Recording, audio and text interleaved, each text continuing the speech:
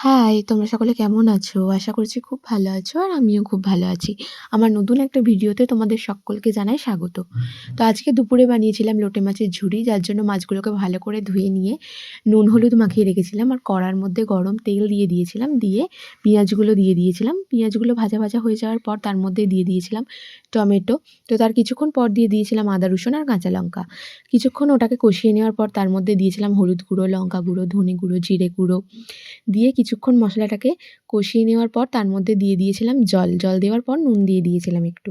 তো তারপর মাছগুলোকে এর মধ্যে দিয়ে দিয়েছিলাম। যেহেতু এই মাছটা খুব নরম, তাই সিদ্ধ হওয়ার পর আপনা আপনি এই মাছগুলো ছেড়ে যায়। তো তারপর আমি আবার চাপা দিয়ে এটা রান্না করে নিচ্ছিলাম। তার কিছুক্ষণ পরে আবার খুলে আমি এর মধ্যে ধনেপাতা দিয়েছিলাম। আর যেগুলো কাঁটাগুলো ছিল সেগুলোকে আমি মাছের থেকে আলাদা করে দিয়েছিলাম। তো তার কিছুক্ষণ পরেই নামিয়ে নিয়েছিলাম। তো খেতে হেভি হয়েছিল। তো আজকের ভিডিওটা এতটুকুই। ভালো লাগলে লাইক করে দিও। আজকের মতো বাই।